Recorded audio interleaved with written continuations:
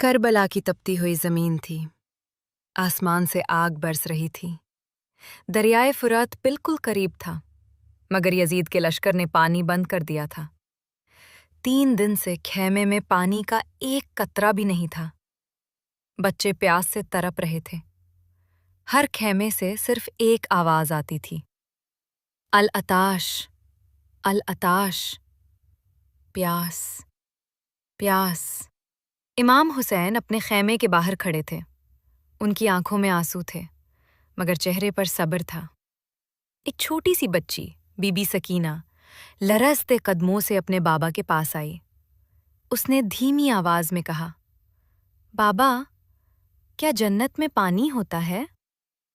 امام حسین کا دل کانپ اٹھا۔ مولا نے سکینہ کو گلے سے لگایا اور فرمایا، ہاں میری بیٹی، جنت میں کبھی پیاس نہیں لگتی۔ بی بی سکینہ نے معصومیت سے پوچھا، پھر ہم یہاں پیاسے کیوں ہیں بابا؟ یہ سن کر امام حسین کی آنکھوں سے آنسو بہہ نکلے، مگر پھر بھی انہوں نے اللہ کی رضا پر صبر کیا۔ رات ہوئی، خیمے میں اندھیرا تھا۔ بچے پیاس کی وجہ سے سو نہیں پا رہے تھے۔ امام حسین ہر خیمے میں جا کر بچوں کو تسلی دیتے تھے۔ کبھی کسی کے سر پر ہاتھ رکھتے، کبھی کسی کو گلے لگاتے، مگر ان کے پاس پانی نہیں تھا۔ صبح عاشوراء کا سورج نکلا۔ امام حسین نے آسمان کی طرف دیکھا اور کہا، یا اللہ، حسین تیری رضا پر راضی ہے۔ پھر مولا نے اپنے وفدار بھائی حضرت عباس کو بچوں کے لیے پانی لانے بھیجا۔ حضرت عباس مشک لے کر فرات کی طرف گئے۔ دریا تک پہنچ گئے۔ جب پانی ہاتھ میں لیا تو اچانک انہیں پیاسے بچے یاد آ گئے۔ انہوں نے پانی واپس دریا میں گرا دیا اور کہا، عباس کیسے پانی پیے جب حسین پیاسا ہو؟ یہ تھی اہل البیت کی وفا، یہ تھا کربلا کا صبر۔ کربلا ہمیں سکھتی ہے کہ مشکل کتنی بھی باری ہو، اللہ کی رضا پر صبر کرنا ہی اصل کامیابی ہے۔ میر انیس۔ پیاسوں کی صداؤں سے لرزتا تھا آسمان۔ حسین صبر لکھ رہے تھے کربلا کی ریت پر۔ پارٹ تو کربلا کی زمین پر دھوپ اور تیز ہو چکی تھی۔ بچوں کی پیاس ہر لمحہ بڑھ رہی تھی۔ خیمے میں بی بی سکینہ بار بار ایک ہی سوال کرتی تھی، چاچا عباس پانی کب لائیں گے؟ حضرت عباس نے جب بچوں کی پیاسی آوازیں سنی تو ان کا دل ٹوٹ گیا۔ وہ امام حسین کے پاس آئے اور عرض کی، میرے مولا، اگر اجازت ہو تو عباس بچوں کے لیے پانی لائے۔ امام حسین نے اپنے وفدار بھائی کو دیکھا، آنکھوں میں آنسو تھے۔ مولا نے فرمایا، عباس، تم میرے لشکر کا سہارا ہو۔ لیکن حضرت عباس نے کہا، مولا، سکینہ کی پیاس عباس سے دیکھی نہیں جاتی۔ امام حسین نے اجازت دے دی۔ حضرت عباس گھوڑ پر سوار ہوئے، ہاتھ میں عالم تھا اور دل میں صرف ایک ہی تمنا، خیمے تک پانی پہنچا دوں۔ جب یزیدی لشکر نے عباس کو دیکھا تو راستہ روک لیا، مگر شیر علی کا بیٹا رکنے والا نہیں تھا۔ ایک کے بعد ایک سپاہی گرتا گیا اور عباس فرات تک پہنچ گئے۔ دریا کا پانی سامنے تھا۔ حضرت عباس نے دونوں ہاتھوں میں پانی لیا، مگر جیسے ہی پانی ہونٹوں کے قریب لائے، انہیں امام حسین اور پیاسے بچے یاد آ گئے۔ انہوں نے پانی دریا میں گرا دیا اور کہا، عباس پر حرام ہے یہ پانی، جب تک حسین پیاسے ہیں۔ پھر انہوں نے مشک بھری اور خیموں کی طرف چل دیے، مگر دشمن نے چاروں طرف سے حملہ کر دیا۔ ایک ظالم نے وار کیا، حضرت عباس کا ایک بازو کٹ گیا، پھر دوسرا بازو بھی کٹ دیا گیا، لیکن عباس نے مشک کو گرنے نہیں دیا۔ ان کی ساری فکر صرف اتنی تھی، پانی بچوں تک پہنچ جائے۔ آخر ایک تیر مشک پر لگا، پانی زمین پر گر گیا۔ حضرت عباس کی آنکھوں میں آنسو آ گئے۔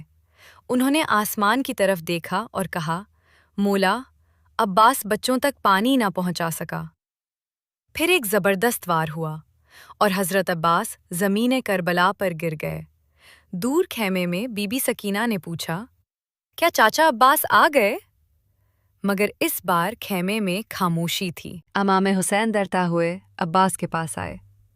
مولا نے اپنے بھائی کا سر گود میں لیا اور ٹوٹے ہوئے دل کے ساتھ فرمایا، اب حسین کی کمر ٹوٹ گئی۔ इमोशनल शेर। गिरा जो फुरत के किनारे अब्बास का अलाम, करबला रो परी वफा का मकाम देखकर। इमाम हुसैन का आखिरी सजदा। हज़रत अब्बास की शहादत के बाद करबला और भी सुनसान लगने लगी। खेमे में सिर्फ बच्चों की सिसकियां थीं और इमाम हुसैन का तन्हा दिल।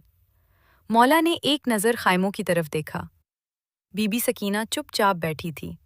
उनकी आंखों में उम्मीद अब भी बाकी थी।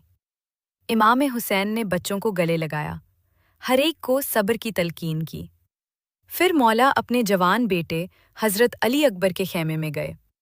अली अकबर बिल्कुल अपने नाना प्रॉफिट मोहम्मद की शबीह थे, चेहरा भी वैसा, आवाज़ भी वैसी। अली अकबर ने अर्ज़ की, बाबा, इजाज़त दें कि अली अकबर मैदान में जाए। इमाम हुसैन कुछ लम्हे खामोश रहे, फिर आसमान की तरफ देखा और फरमाया, या अल्लाह, गवाह रहना, हुसैन अपना सबसे प्यारा बेटा तेरी राह में भेज रहा है। अली अकबर अलैहिस्सलाम मैदान में गए। जब उन्होंने अपना तारुफ करवाया तो लश्कर पर खौफ छा गया, मगर दुश्मन बहुत ज्यादा था। आखिर एक नेज़ा अली अकबर अलैहिस्सलाम के सीने में लगा। उन्होंने पुकारा, बाबा, अली अकबर को संभालिए। इमाम हुसैन दरोते हुए पहुंचे, अपने जवान बेटे का सर गोद में लिया और रो कर फरमाया, दुनिया के बाद अब हुसैन किसके सहारे रहे। एक एक करके सब साथी शहीद होते गए। अब करबला के मैदान में सिर्फ इमाम हुसैन रह गए थे। मौला ने आखिरी मर्तबा खेमों की तरफ देखा। बीबी ज़ैनब दरवाजे पर खड़ी थे। इमाम हुसैन ने फरमाया, बहन ज़ैनब, मेरे बाद सब्र करना। फिर मौला मैदान करबला की तरफ चले गए। जख्मों से भरा हुआ जिस्म, 3 दिन की प्यास, मगर लबों पर सिर्फ अल्लाह का जिक्र। दुश्मन हर तरफ से हमला कर रहा था। आखिर वो लम्हा आ गया, इमाम हुसैन ज़मीन पर गिर गए, मगर उस वक्त भी मौला ने नमाज और सजदा नहीं छोड़ा। करबला की गर्म रीत पर इमाम हुसैन ने अपना आखिरी सजदा किया और कहा, इलाही, तेरी रज़ा पर हुसैन रज़ी है। आसमान रो पड़ा, ज़मीन काँ उठी और करबला क़यामत तक के लिए अज़ा का नाम बन गई। सजदे में सर था और लबों पर खुदा का नाम। करबला में यूं लिखा गया सब्र का पैगाम। बीबी ज़ैनब का सब्र और शाम का सफ़र।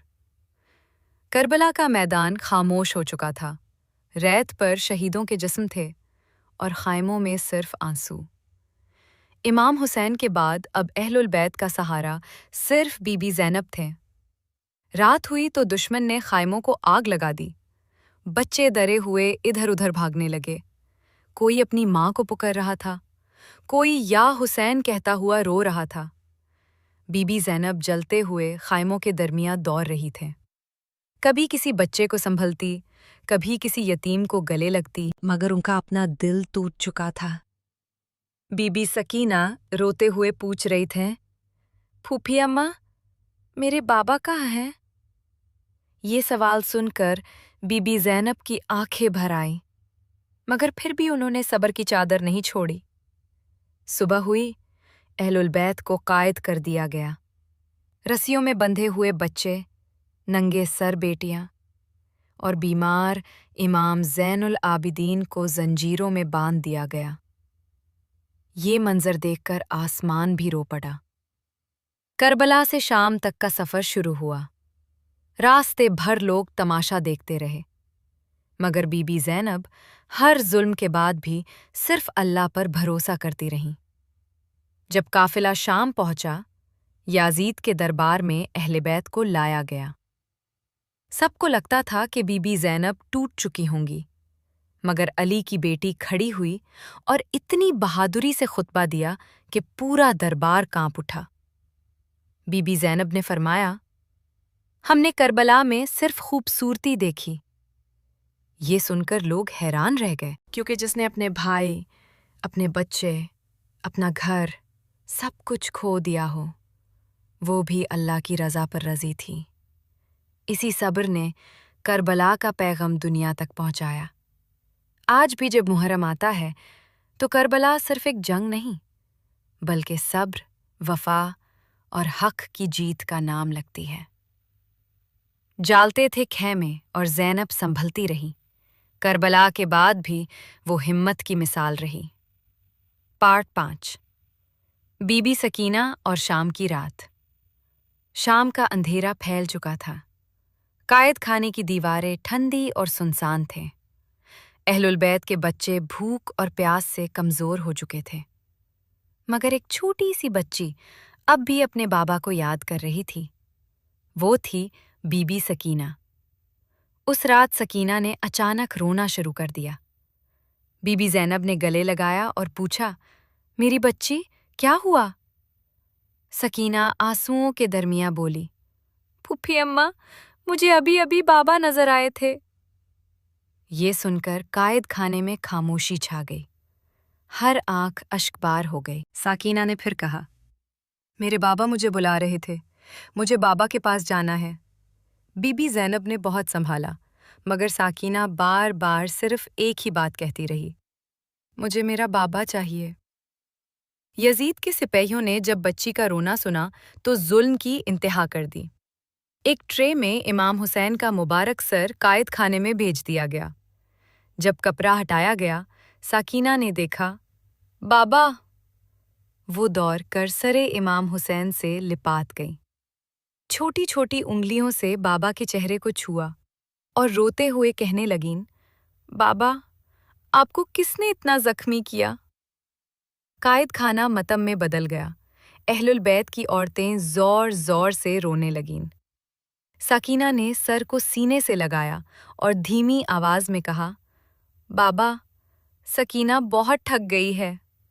پھر روتے روتے بی بی سکینہ چھپ ہو گئیں، ہمیشہ کے لیے۔ شام کی وہ رات تاریخ کی سب سے دردناک رات بن گئی۔ آج بھی جب لوگ بی بی سکینہ کو یاد کرتے ہیں تو دل رو اٹھتا ہے۔ کربلا ہمیں صرف شہادت نہیں، معصومیت اور صبر بھی سکھاتی ہے۔ قائد خانے میں سکینہ نے پکارا جب حسین، عرش تک جا پہنچی تھی ایک یتیمہ کی صدا۔